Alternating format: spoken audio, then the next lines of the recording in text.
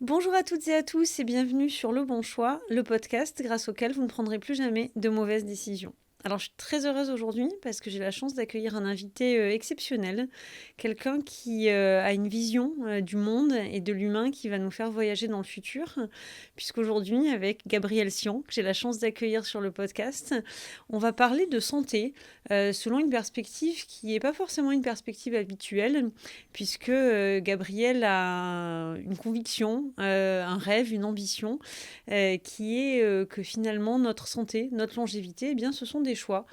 C'est quelque chose qui peut devenir une véritable aventure quand on se pose les bonnes questions et quand on fait les bons choix dans ce domaine. Gabriel, bienvenue.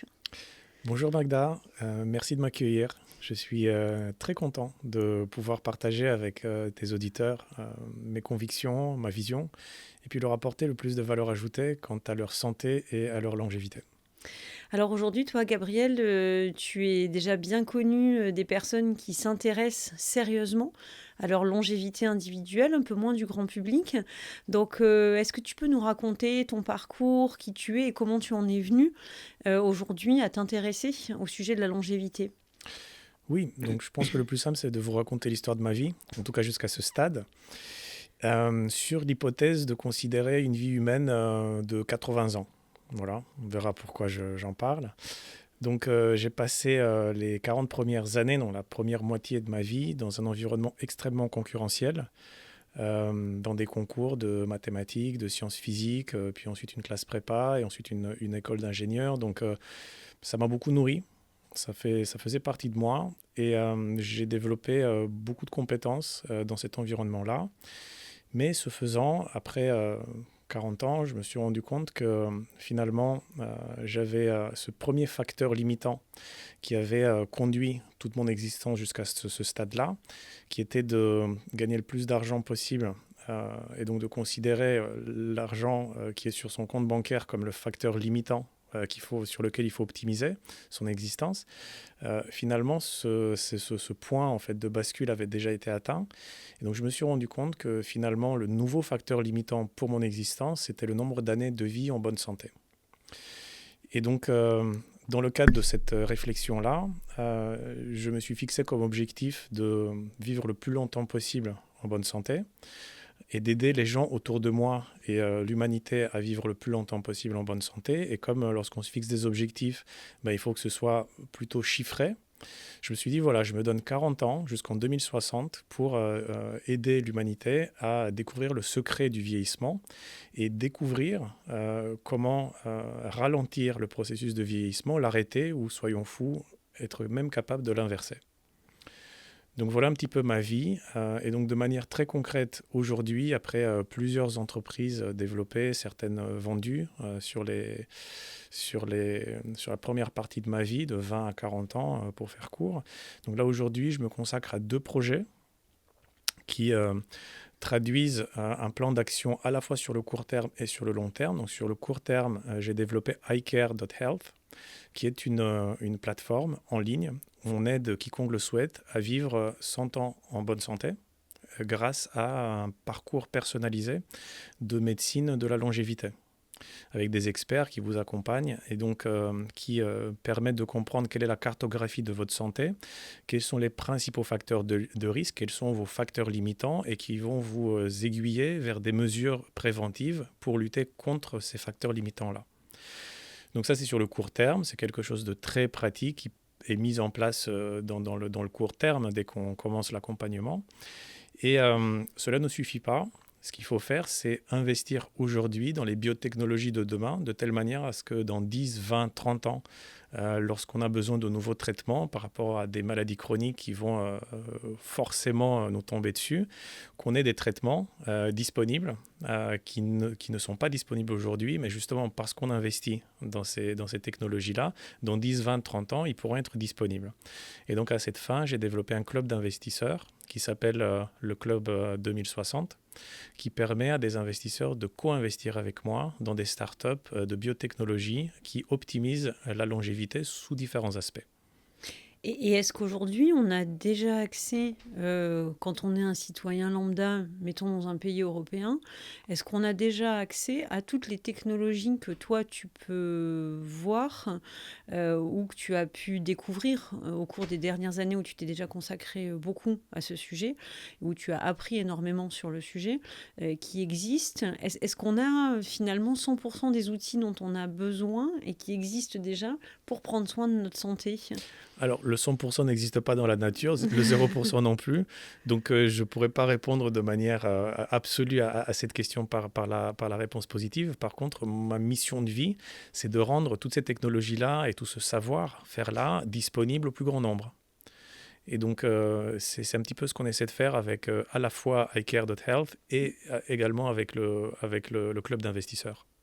Et tu penses qu'aujourd'hui, on prend bien soin de soi en Occident? Euh, Encore une fois, sans trop simplifier, je penche plutôt pour répondre non à la question. Je m'explique. La médecine a eu plusieurs grandes étapes dans l'histoire de l'humanité. Et donc je dirais qu'il y avait une médecine 1.0 qui a débuté dans la nuit des temps et qui, jusqu'à jusqu'à la découverte du vaccin par Pasteur, par Louis Pasteur. Donc c'était une médecine qui était complètement chaotique, sans qu'il y ait de relation logique entre les causes et les effets, et qui produisait des effets complètement catastrophiques. Je pense à la trépanation, je pense à d'autres pratiques plus ou moins barbares. Tout ça, ça s'est arrêté à partir du moment où Louis Pasteur a compris qu'il y avait des petites bêtes qu'on pouvait voir avec un microscope et qui produisent des maladies. Et donc, ça a été un âge d'or de la médecine 2.0. Une médecine où on va finalement euh, essayer de comprendre l'origine de la maladie, du mal, en isolant l'organe qui est malade du reste du corps et en essayant de traiter vraiment le mal dans cet organe-là. Et donc, c'est grâce à cela que nous sommes passés de 30 ans d'espérance de vie à plus de 80 ans dans la société d'aujourd'hui. Donc, ça a été une très, très belle évolution de l'espèce humaine jusqu'à peu près en 2010.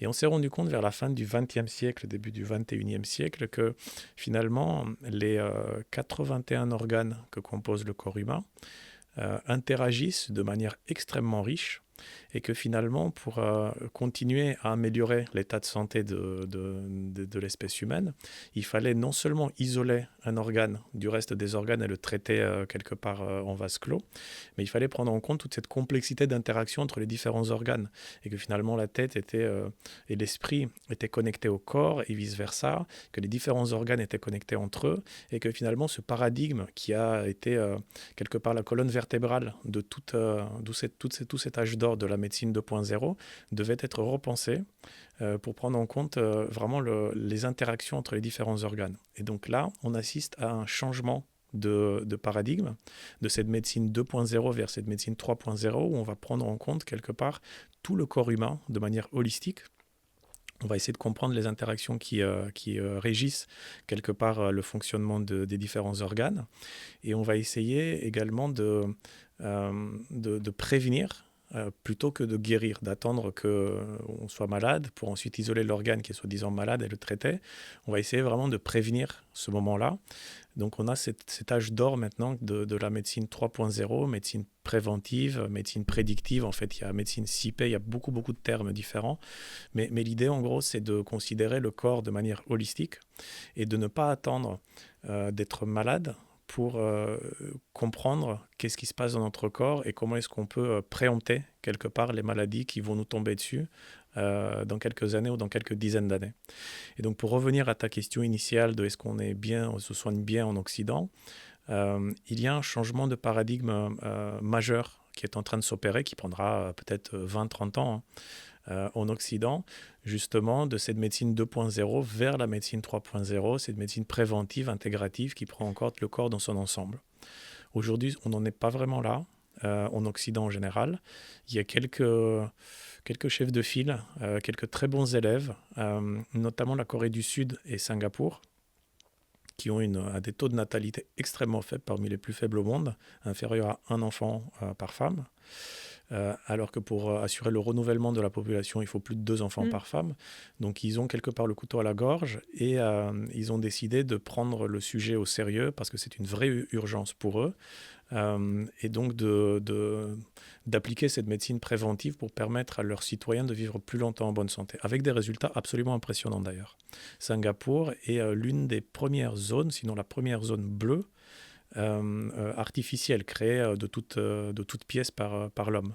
Et les zones bleues, pour nos auditrices et auditeurs qui ne sont pas familiers avec le concept, Oui. Tu peux nous rappeler ce que c'est? Oui. Alors, c'est des zones très intéressantes et un peu mystérieuses dans le monde où les gens, allez savoir pourquoi, vivent plus longtemps que la moyenne et en meilleure santé. Donc, à partir de là, on a une panoplie d'explications possibles de pourquoi est-ce que dans ces zones-là, les gens vivent plus longtemps. Et donc, on essaie de l'expliquer. Ce n'est pas facile, c'est multifactoriel. Les zones ne se ressemblent pas. Elles sont à différents endroits dans le monde. Oui, tout le monde connaît. Grèce, au Japon. Voilà, en Grèce, Ikaria. D'ailleurs, c'est comme ça qu'on s'en est inspiré sur le nom de la société iCare.health. Aux États-Unis, il y en a également. En France, il y en a. En Italie, en Sardaigne, au Japon. Donc, il y en a un certain nombre.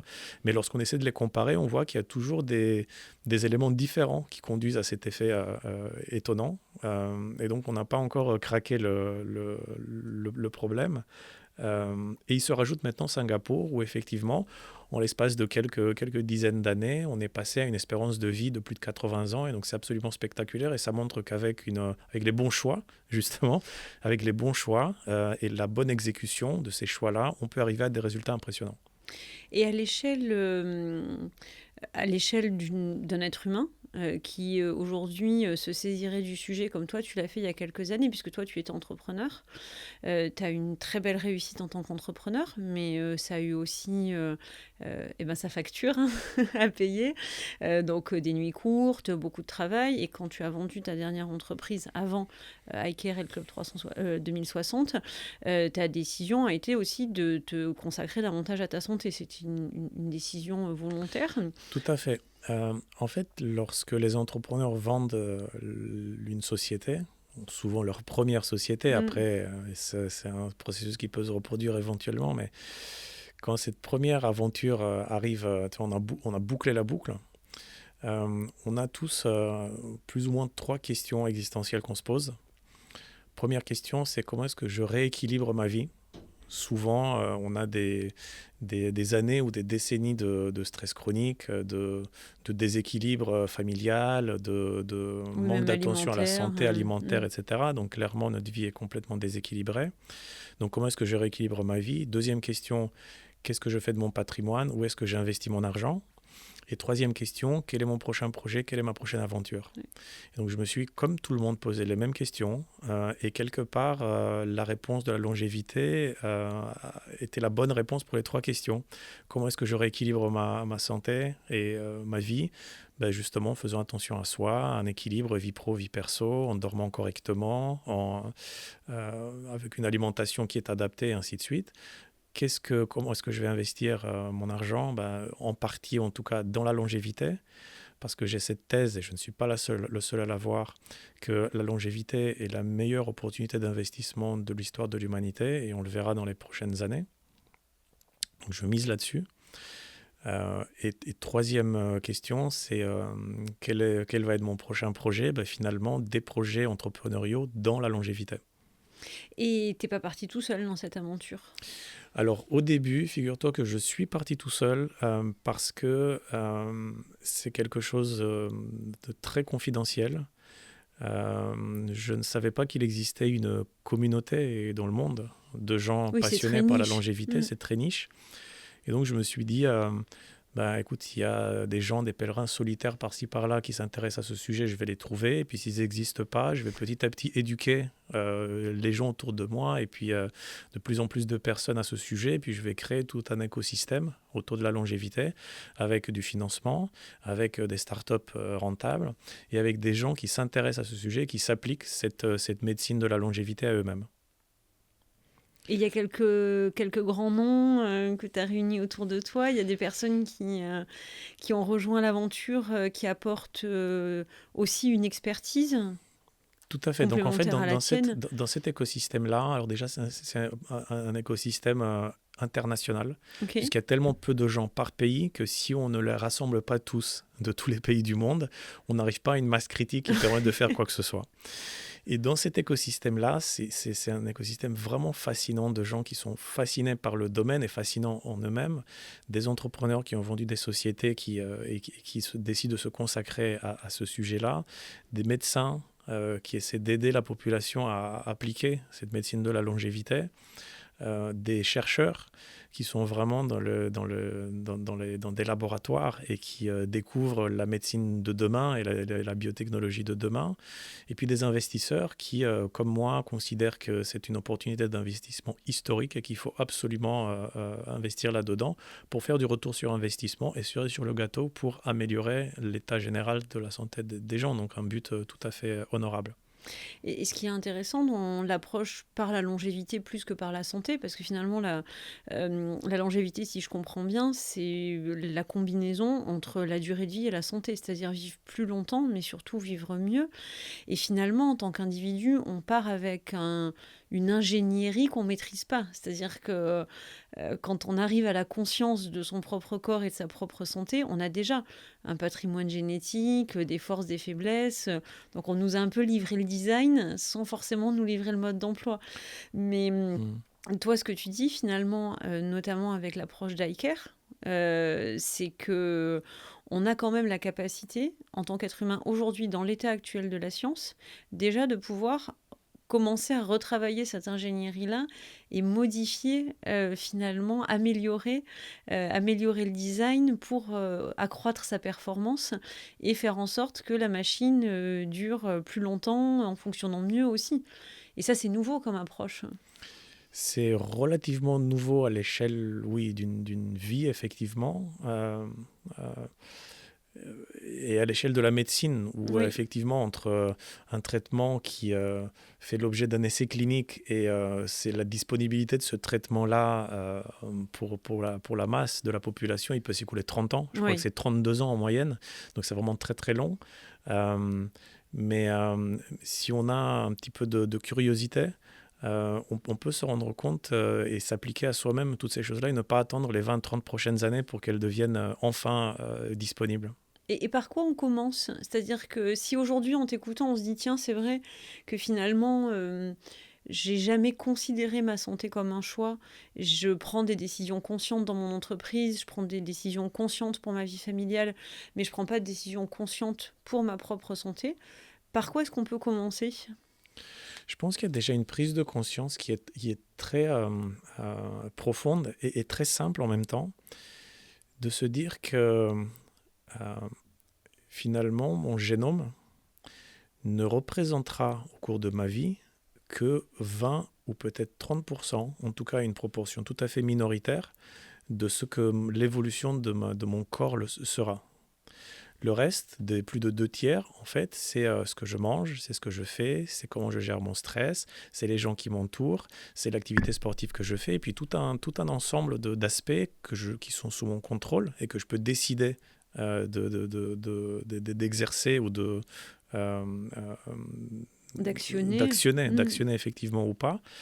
Et donc, finalement, je ne suis pas mon génome. Effectivement, il y a une loterie génétique qui fait qu'on on peut avoir certains gènes plutôt que d'autres. Maintenant, tu sais, enfin, dans l'histoire des découvertes dans la biologie, en 2000, il y a un certain Craig Venter, un entrepreneur en biotechnologie américain, qui, au terme de plusieurs dizaines d'années de recherche, a réussi à séquencer le génome humain. Oui. Et donc, à l'époque, Clinton disait ça y est, on a découvert le secret de la vie à partir de ce séquençage du génome humain complet. On va être capable de découvrir tous les traitements qu'on souhaite, guérir toutes les maladies, etc. Force est de constater que 25 années après, il n'en est rien.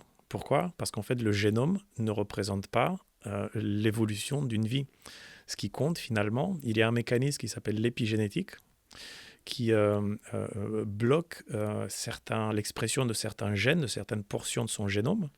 Et donc la manière dont on vit, finalement, en tout cas l'alimentation, l'activité sportive qu'on fait, la gestion du stress et ainsi de suite, permet de bloquer, d'inhiber certaines portions de l'ADN, de telle manière à ce que si jamais c'est un ADN qui porte des facteurs de risque, des maladies, ben finalement, il ne va jamais être exprimé. Donc finalement, cette maladie-là ne va jamais s'exprimer dans notre corps. Et donc, toutes ces choses-là sont un message porteur d'espoir, quelque part, pour l'espèce humaine, de se dire, effectivement, je suis né avec un certain matériel génétique, mais en même temps, ce n'est pas le matériel génétique qui va complètement déterminer ce que l'évolution biologique de ma vie va être tout au long de mon parcours. C'est fascinant parce qu'il y a un vrai parallèle avec l'entreprise finalement. On dit que dans une entreprise, eh bien une culture saine, une bonne culture d'entreprise va inhiber la toxicité qui peut naître dans les relations humaines. C'est Et là, pareil. ce que tu dis, c'est que c'est la même chose finalement. C'est pareil. Moi, je propose, donc voilà, ta question, c'était comment est-ce qu'on fait pour commencer? Donc déjà, prendre conscience de ce déterminisme-là, quelque part, de cette capacité à faire des choix impactants pour son corps. Donc ça, c'est un aspect important. Un autre aspect important, se dire que c'est pas parce que je n'ai mal nulle part et que j'ai pas de symptômes qu'il ne se passe pas des choses dans mon corps. Donc il faut quelque part faire disparaître cette espèce d'idée préconçue que si j'ai mal nulle part, je suis en bonne santé. Oui.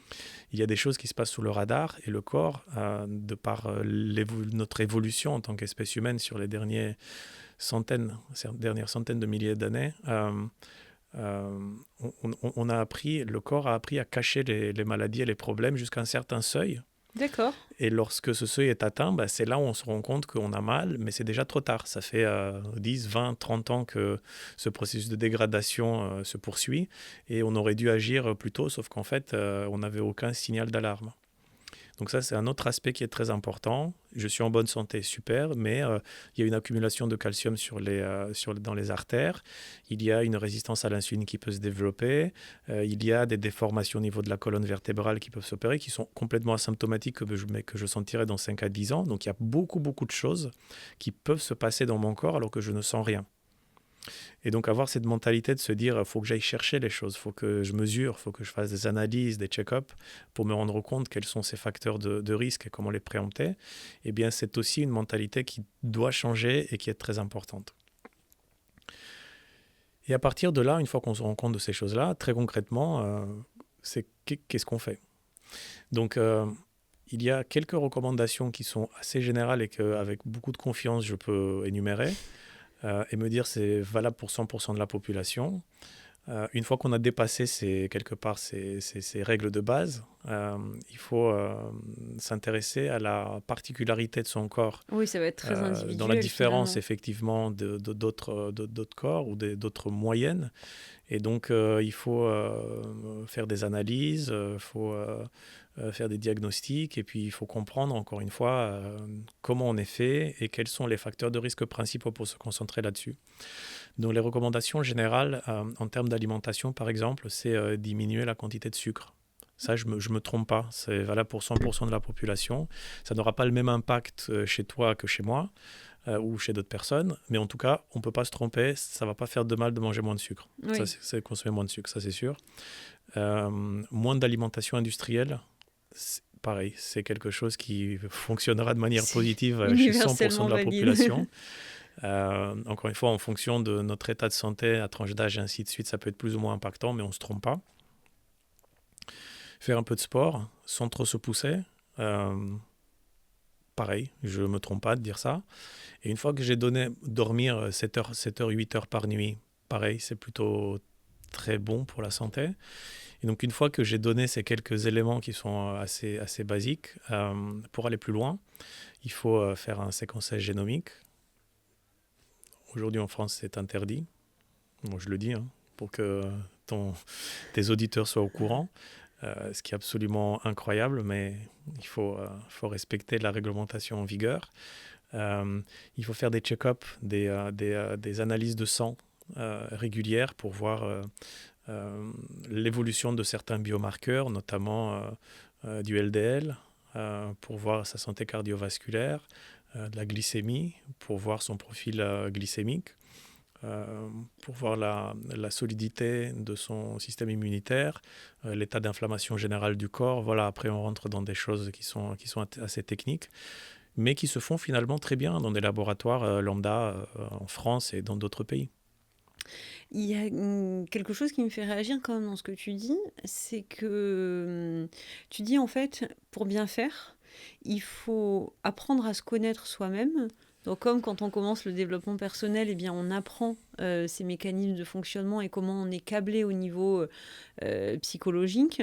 Là finalement, on a la capacité d'apprendre comment est-ce qu'on est câblé au niveau physiologique. Ah ouais, c'est vraiment fascinant. Sauf que si aujourd'hui, je suis en France et que je vais voir mon médecin et que je lui dis « tout va bien, j'ai mal nulle part et je voudrais un check-up sur une liste d'indicateurs », je suis allée voir sur le site d'iCare, je me suis renseignée un petit peu, j'ai parlé avec toi Oui. et je sais qu'il y a un certain nombre de choses qu'il faut que je vérifie, idéalement tous les ans, peut-être tous les 6 mois en fonction de mon régime alimentaire, etc. C'est quand même assez peu probable qu'ils me disent oui, pas de problème. Oui, Magda, mais en fait, la jeunesse d'iCare, c'est exactement ça. C'est-à-dire, moi, j'avais 40 ans. Ouais. Je voulais vraiment m'intéresser à ce sujet sérieusement et je suis allé voir un certain nombre de médecins de quartier, exactement avec ce discours-là que tu viens d'énoncer. Bonjour, j'ai mal nulle part et je voudrais le rester. Voilà, je voudrais rester je suis en bonne santé, je voudrais le rester le plus longtemps possible. Ouais. Donc en fait, ça a été un canular. Je me suis fait virer, je me suis fait insulter, tu n'as donc plus de médecin je me suis fait ridiculiser. Donc non, je me suis rendu compte que c'était pas comme ça qu'il fallait faire et que c'était extrêmement compliqué en France de s'intéresser à la médecine préventive et quelque part de prévenir plutôt que de guérir. Et donc ça a été la genèse d'iCare parce que je suis allé dans les... Tu as réussi à avoir une ordonnance sur cette base-là ? Oui, justement, j'allais te dire. Donc, j'ai fini par trouver un médecin aux États-Unis qui m'a recommandé des choses avec lesquelles j'ai eu une relation absolument incroyable. Mais aux États-Unis, pas en France. Alors, à la base, oui.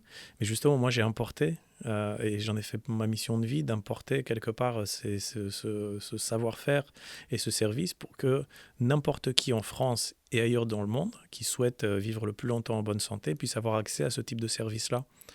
C'est de la médecine finalement un petit peu différente, mais ce n'est pas de la science-fiction, c'est juste que les mentalités ne sont pas là. Elles ne sont pas là chez les citoyens, chez les patients, mais elles ne sont pas là non plus chez les médecins qui ont été éduqués tout au long de leurs 10 ans d'études à être en mode réactif. Tu as mal quelque part, dis-moi là où tu as mal et moi je vais te donner des médicaments.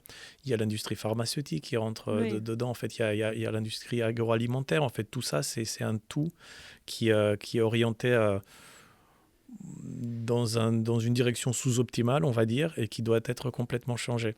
Donc oui, pour revenir à ce que je disais, donc il a fallu que j'aille aux États-Unis pour avoir un médecin, pour trouver un médecin qui m'a conseillé en visio lorsque je n'étais pas disponible aux États-Unis pour bénéficier de ses conseils en face à face. Et j'ai fini par trouver effectivement des médecins francophones en France, en Belgique et en Suisse qui peuvent conseiller tout patient dans cette médecine de la longévité. Et donc effectivement, c'est très difficilement accessible aujourd'hui en France et c'est pour ça que j'ai créé iCare pour permettre à quiconque le souhaite de vivre plus longtemps en bonne santé. Et qu'est-ce qu'il faut regarder finalement ? C'est-à-dire, tu disais on a 81 organes dans le corps. Oui. Qu'est-ce qu'il faut regarder en priorité ? Aujourd'hui, 99% des individus, si on regarde les statistiques, décèdent à cause d'une des 4 causes suivantes. Les maladies cardiovasculaires, le cancer, les maladies, le syndrome métabolique et le diabète de type 2. D'accord. Et alors, on ne décède pas de cette maladie-là. Par contre, c'est le fondement de toutes les autres maladies chroniques qui s'en suivent. Et le 4e, c'est les maladies neurodégénératives, Alzheimer et compagnie. On n'est pas tous égaux face à ces 4 maladies-là. Et en fonction de notre génome qui compte quand même pour un tiers ou un quart, de notre tranche d'âge, de nos antécédents familiaux, du type de vie qu'on a eu et ainsi de suite, de plein d'autres facteurs, de notre alimentation, de notre activité sportive, on a une exposition différenciée face à ces 4 risques-là. Donc en fait, la première étape, c'est de se rendre compte quel est notre facteur limitant. Est-ce que le plus gros risque, c'est de développer des maladies cardiovasculaires, ou alors c'est de développer un cancer, ou alors un diabète de type 2, ou symptômes associés, affections associées, ou des maladies neurodégénératives. Une fois qu'on a compris ça, on va se concentrer sur ce facteur limitant-là. Parce que rien ne sert d'avoir une santé cardiovasculaire du tonnerre lorsqu'on a perdu la tête ou lorsqu'on va avoir un cancer. On va se concentrer vraiment sur cette partie-là.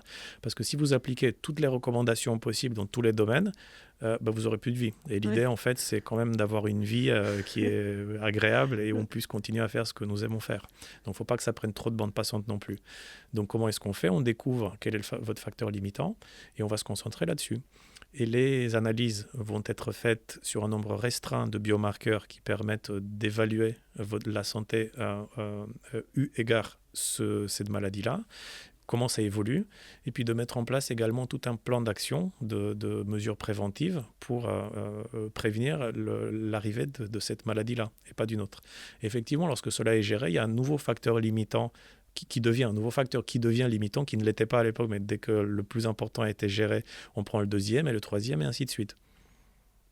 Et c'est intéressant ce que tu dis, parce que ça me fait penser à l'espèce de pushback, de résistance qu'on peut rencontrer quand on parle de ces sujets.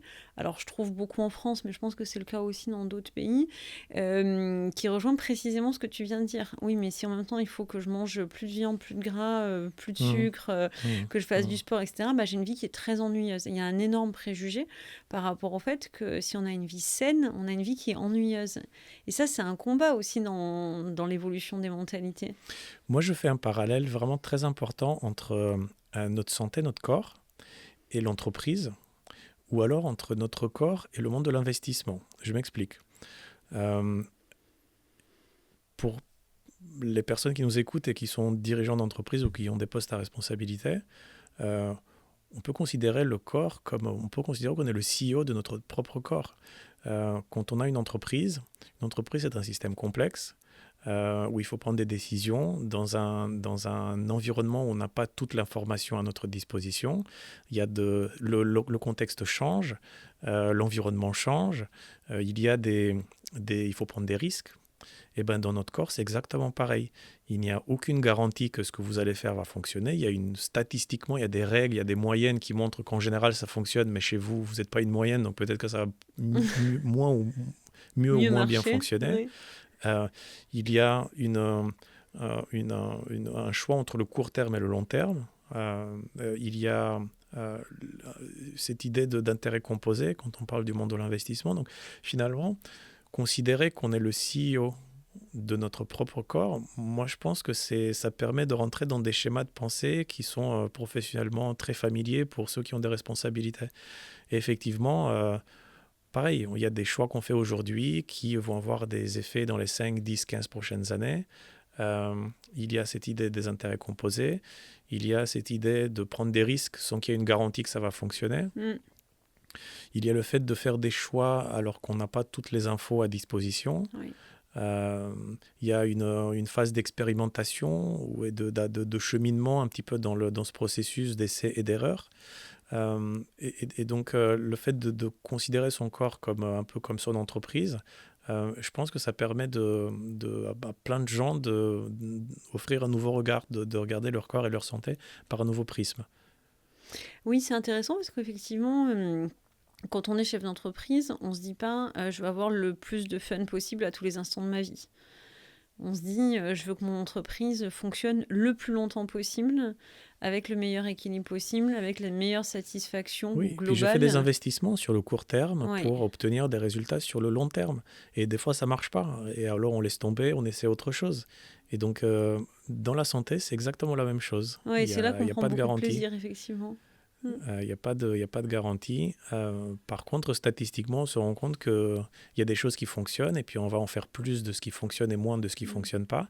Et petit à petit, le corps humain qui nous est rendu, comme tu disais, avec un design qui n'est pas rédigé, finalement, on écrit le manuel de notre propre corps, on comprend ce qui fonctionne, ce qui ne fonctionne pas. Et petit à petit, petit pas par petit pas, au cours de plusieurs décennies, on finit vraiment par très bien connaître son corps et voir des différences absolument incroyables. Et aujourd'hui, quel est le pays le plus avancé? Tu disais qu'il y avait des choses qui étaient interdites en France, euh, qu'il y avait des choses qu'on n'arrivait pas à faire en France, y compris se faire prescrire des analyses juste de manière préventive. On peut peut-être le faire un peu plus aux États-Unis parce que la santé est plus privée, donc on a peut-être un peu plus de liberté. Mm. Mais est-ce qu'au niveau de tout ce qui va être test, recherche sur le génome, sur le niveau cellulaire aussi, quel est le pays aujourd'hui qui est le plus en avance dans le monde? Alors, la réponse, c'est ça dépend. Je Oui. sais que c'est pas celle qu'on attend, donc je vais essayer Non, d'expliciter non, tout mais ça. si c'est la réponse juste, c'est Si bien. on parle de recherche pure en biotechnologie, Oui.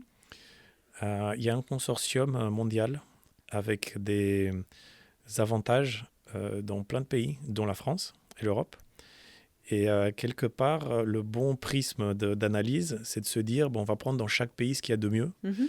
euh, pour finalement créer un projet qui a une portée internationale. C'est l'espèce humaine qui est en jeu ici, c'est pas la compétition entre tel ou tel pays.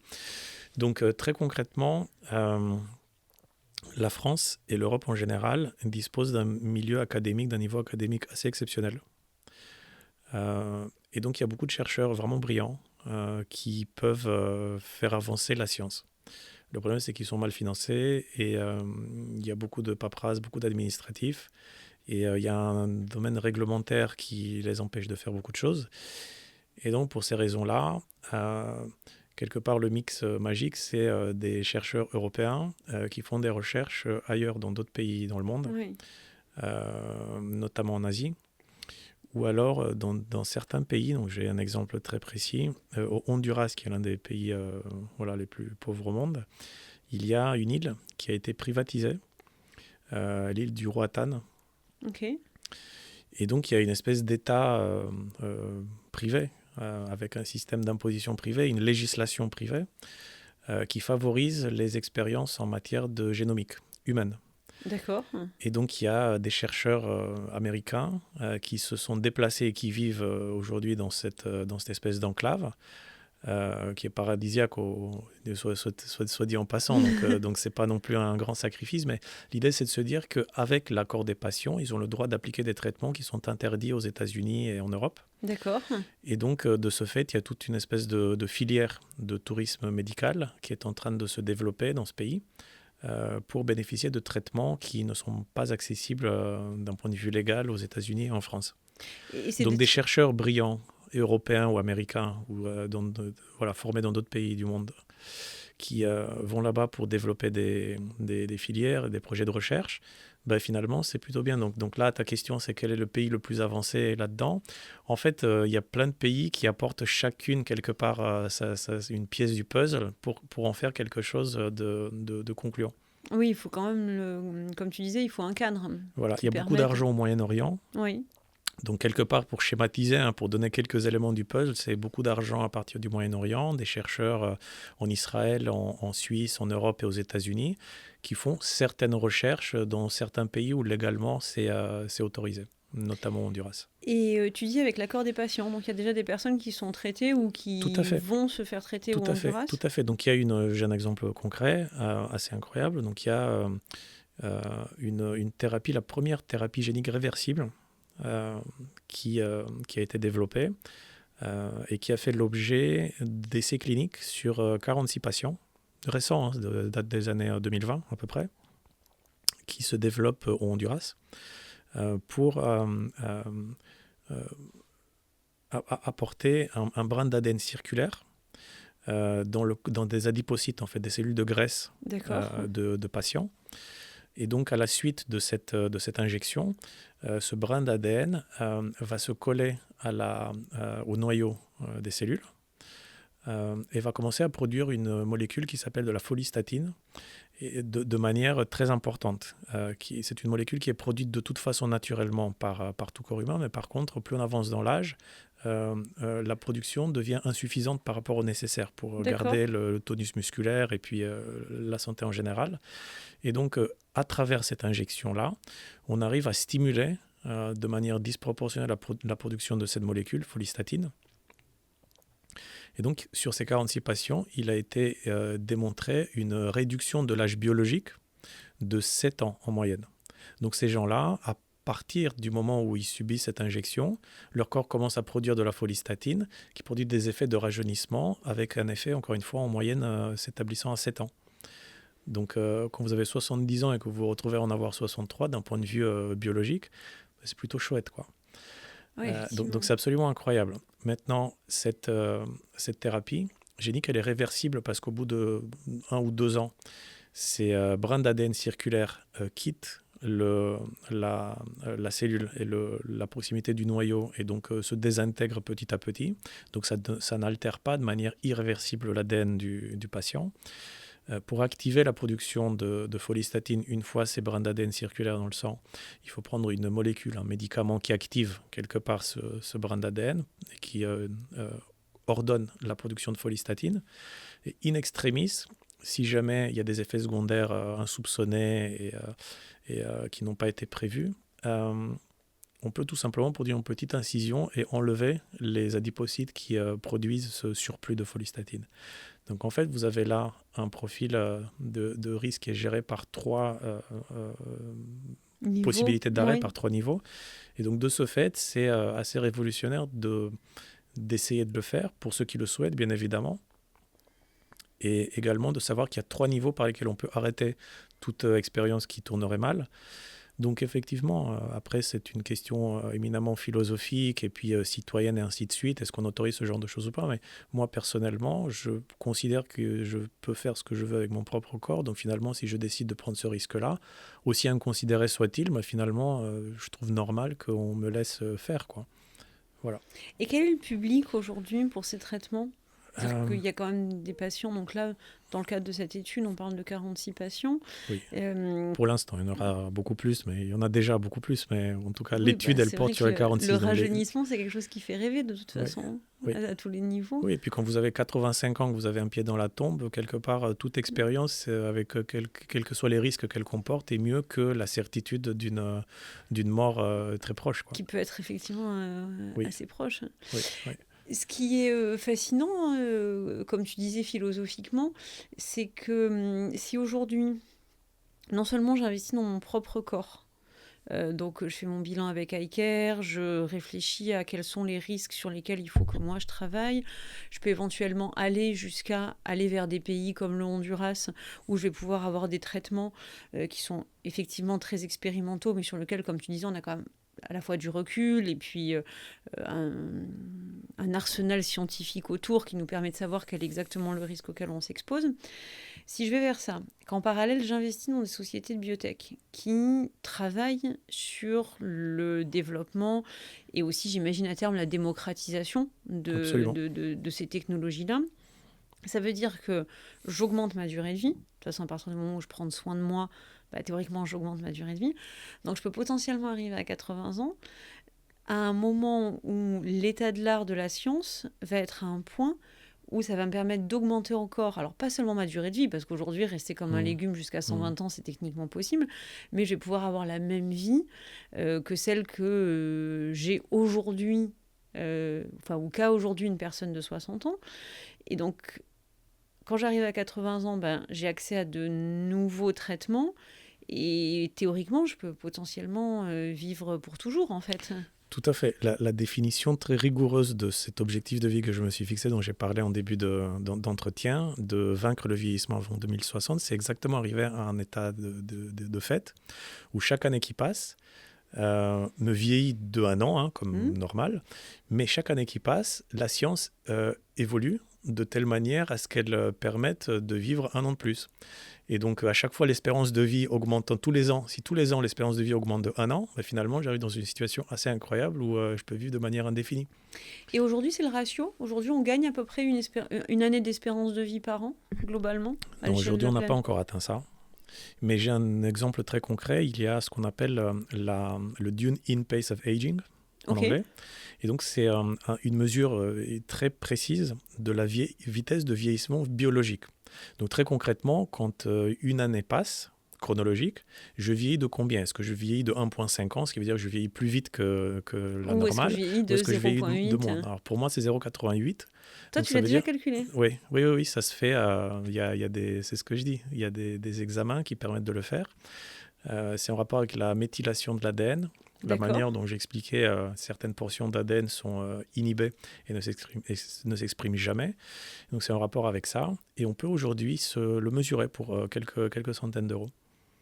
Et donc le fait de le faire tous les 6 mois ou tous les 1 an ou tous les 2 ans, donc effectivement voir comment est-ce que les changements de vie que j'opère aujourd'hui produisent une amélioration et une réduction de la vitesse de vieillissement. Et il y a même un classement, une compétition quelque part, et les meilleurs des meilleurs arrivent à une vitesse de vieillissement de 0,66 ans tous les ans. D'accord. Mais il y a une partie, et ça c'est uniquement sur des habitudes de vie. C'est-à-dire que je peux partir, je fais mon test aujourd'hui, je suis, mettons, à la norme, entre guillemets, donc 1 année par an en vieillissement Mhm, biologique. mhm, Et mhm. en modifiant mes habitudes alimentaires, je peux passer à 0,9, 0,8, 0,7. Et tu disais donc le maximum atteint aujourd'hui, c'est 0,66? C'est 0,66. Un ordre de grandeur, effectivement, après, c'est des choses qui évoluent, hein. C'est un domaine de la science où on découvre beaucoup de choses tous les mois, tous les ans. Et donc, j'imagine qu'on arrivera à 0,5, 0,3. Voilà. Oui, et à un moment, on va passer en négatif, du coup. Et là, on va Alors rajeunir. d'ailleurs, c'est une réalité. Quand vous fumez, que vous buvez, que vous dormez pas et que d'un coup vous vous mettez à prendre en compte en fait toutes ces recommandations-là, effectivement, vous allez avoir une réduction de votre âge biologique très importante. Donc en Oui. fait, vous allez avoir une vitesse de vieillissement négative Mm. de 2, 3, 4, 5 ans, effectivement. C'est ce qui arrive souvent quand les gens qui fument pendant toute leur vie, à un moment, ils s'arrêtent. À Oui. 60 ans, 50 ans, ils s'arrêtent de fumer. Ben, effectivement, le corps a une capacité de régénération et donc on voit une diminution de l'âge biologique. Non, une augmentation. Non, une diminution de l'âge, puisque Ah oui, une une diminution diminution de de l'âge l'âge ou une biologique, pardon, amélioration de une l'état de santé amélioration. Ok. général et donc une Oui. diminution de l'âge. Tout à fait. Et il y a quelque chose auquel je pense par rapport à ce que tu disais sur aujourd'hui des pays qui ont décidé d'aller vers des cadres réglementaires qui permettent de la recherche fondamentale Oui. et applicative finalement. Mhm, mhm, Par rapport à tout ce qui est réparation, je pense au monde du sport aujourd'hui, qui est un mhm, domaine où il y a énormément d'argent, mhm. énormément d'enjeux sur la santé des sportifs, mais aussi sur leur réparation. Est-ce qu'aujourd'hui, des sportifs de haut niveau pourraient avoir accès à des traitements qui leur permettraient de se réparer après des blessures? Ah oui, Magda, mais c'est absolument incroyable. J'aurais dû en parler. Alors, c'est vrai que moi, je parle plutôt de la longévité et pas tant de la vitalité sur le court terme. Mais effectivement, il y a. J'avais vu un article il y a quelques années qui m'avait absolument choqué. Une quarantaine de sportifs de haut niveau, de niveau international, qui communiquent de manière très ouverte, hein, sans cacher, sans en faire un secret, utilisaient des thérapies par cellules souches. D'accord.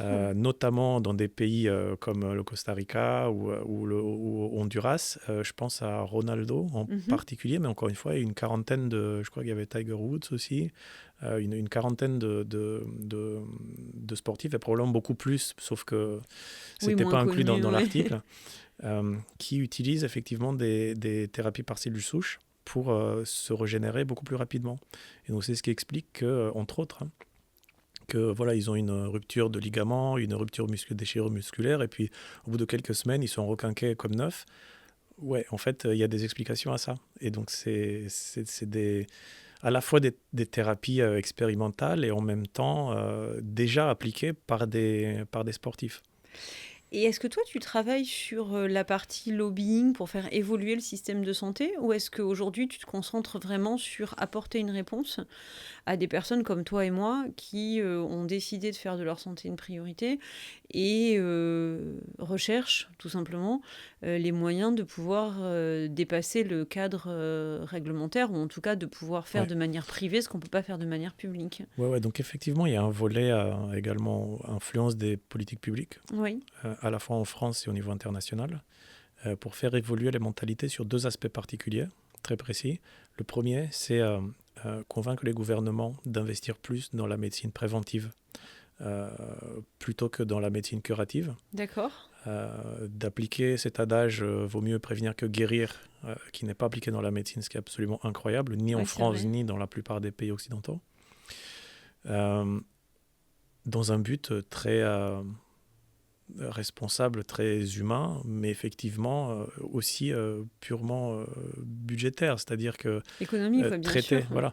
traiter des patients avant qu'ils soient malades, ça coûte beaucoup moins cher et puis les gens sont en meilleure santé et puis ils coûtent beaucoup moins cher parce qu'ils ne vont pas être malades et ils vont pouvoir travailler plus longtemps. Donc en fait, qu'on le prenne du côté purement économique, égoïste, capitaliste, etc., en fait, tous les indicateurs sont au vert à partir du moment où on investit dans la médecine préventive.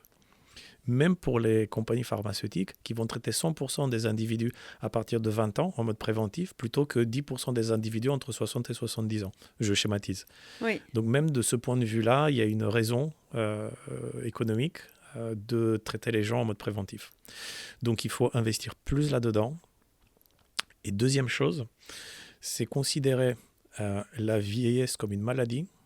Parce qu'aujourd'hui, à cause d'un artifice juridique, on va investir massivement dans la recherche contre le cancer, contre les maladies neurodégénératives, contre les maladies cardiovasculaires. Par contre, on Mais va pas contre considérer la que la vieillesse. maladie, la vieillesse est un processus inhérent à la nature humaine, donc ce n'est pas une maladie, donc pas d'argent pour quelque chose qui n'est pas une maladie. Alors qu'en fait, la vieillesse est la source de toutes ces maladies-là. C'est simple, il suffit de considérer que en général, quand on a le cancer, des attaques cardiaques ou d'Alzheimer, en général, c'est qu'on est vieux, quoi. Oui. On est âgé. Donc, il y a un changement de mentalité qui permettrait à des fonds publics massifs d'être investis dans la recherche des mécanismes dans la compréhension, en fait, des mécanismes du vieillissement au niveau biologique, au niveau cellulaire, et y apporter des solutions. Et tu reparles d'investissement. Je fais la boucle avec ce que tu disais tout à l'heure par rapport au fait que l'investissement dans les biotechnologies aujourd'hui, c'était pour toi un des meilleurs investissements qu'on pouvait faire quand on était dans une logique de réflexion à la fois patrimoniale, mais aussi de réfléchir à ce qui pouvait avoir le plus grand impact Oui. sur l'humanité. C'est des investissements qui ont des retours rapides ou au contraire, où on va être sur des retours très lents? C'est adapté à quel type d'investisseur? Oui. En fait, plutôt que de répondre de manière directe à cette question, je voudrais planter le décor, donner quelques éléments de réflexion. Aujourd'hui, quand on regarde le monde des milliardaires, il y en a plein qui ont investi et qui investissent et qui vont investir dans la longévité. Je pense à Sam Altman, qui a construit ChatGPT, qui a investi dans Retrobioscience. Je pense à Jeff Bezos, qui a investi dans la Altos Labs, l'une des startups les mieux financées au monde dans le domaine de la reprogrammation cellulaire. Je pense à Larry Ellison d'Oracle, qui a également investi dans la longévité et dans la santé, notamment à travers une boîte qui s'appelle United Therapeutics, je pense. Voilà, je pense bien sûr à Google, qui a investi dans Calico. Oui. Donc en fait, lorsqu'on regarde, tous ces gens-là se sont positionnés de manière stratégique, à la fois pour prendre un ticket quelque part dans cette aventure, mais également pour des raisons purement de retour sur investissement. Donc cet aspect-là est important. Autre aspect que je voudrais mettre en évidence, c'est imaginer les montants que n'importe qui serait capable d'investir pour vivre 10 ans de plus en bonne santé. Quand vous avez 60-70 ans, que vous soyez millionnaire, centimillionnaire ou milliardaire, finalement, la vie est ce qu'elle est. Et avoir la possibilité de rajouter quelques années de vie de plus en bonne santé, ça vaut tout le patrimoine qu'on a, quelque part. Et donc, on se rend compte du potentiel de retour sur investissement sur des technologies comme ça, lorsqu'on voit à quel point toute personne, quel que soit son patrimoine, serait capable d'investir ou de payer pour des traitements comme ça qui aujourd'hui n'existent pas, mais qui demain existeront. Donc, pour répondre à ta question, je pense que c'est des investissements effectivement qui vont porter sur les 5-10 prochaines années, mais avec un facteur de risques importants de découverte de quelque chose, Oui, en fait. Parce qu'aujourd'hui, il y a déjà des projets de recherche dont peut-être une partie vont donner des résultats. À partir du moment... Et là, en fait, il va y avoir une espèce de moment de ChatGPT, comme il y oui. en a eu pour l'intelligence artificielle, où ça fait des dizaines d'années que ça existe, oui, et en même temps, ça ne donne pas des résultats extraordinaires jusqu'au moment où il y a ChatGPT. Et à partir de là, il y a tout Un un écosystème qui est... écosystème énorme Mm. et il y a tout l'argent du monde qui est investi là-dedans. Ben, dès qu'on va découvrir le premier médicament qui permettra de vivre 5, 6, 7 ans de plus, euh, tout le monde va se réveiller, va dire bon, mais c'est génial, c'est le nouvel Eldorado, il faut Et qu'on on y va. investisse là-dedans. Mm. Donc l'idée, c'est d'être présent sur ce marché-là avant cette espèce de raz-de-marée, parce que c'est à partir de là où on fera le plus de retour sur investissement possible. Et puis on aura plus d'années de vie pour en profiter en plus, a Et en priori. plus, exactement, on aura plus d'années de vie pour en profiter. C'est absolument incroyable. Gabriel, si on veut aujourd'hui faire son bilan équerre, avoir accès à tout ce que tu proposes, voire avoir accès à des opportunités d'investissement, puisque c'est ce que tu fais au Mhm. sein de ton club Mhm. Mhm. d'investisseurs, Mhm. c'est pour des personnes qui sont sérieusement intéressées par le sujet de pouvoir avoir une communauté d'échange et d'accès à des opportunités d'investissement. Comment on te trouve? Comment on te contacte? Quels sont les bons canaux pour entrer en Oui, contact avec toi?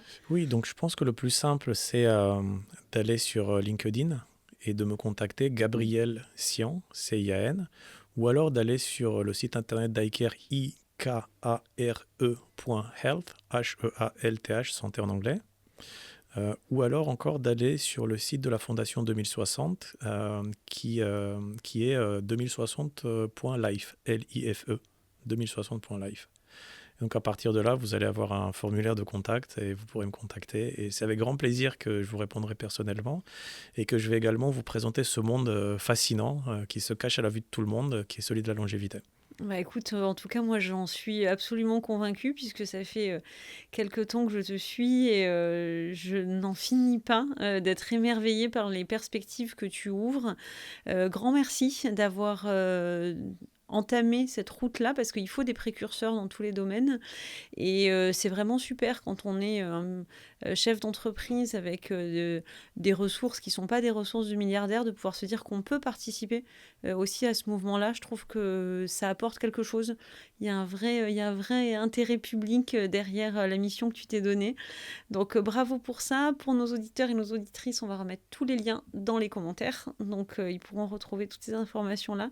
Merci infiniment d'avoir été au micro du Bon Choix. On a tendance à dire, quand on fait ses vœux en début d'année, ben, moi je veux juste qu'on me souhaite la santé parce que tout le reste on peut l'acheter.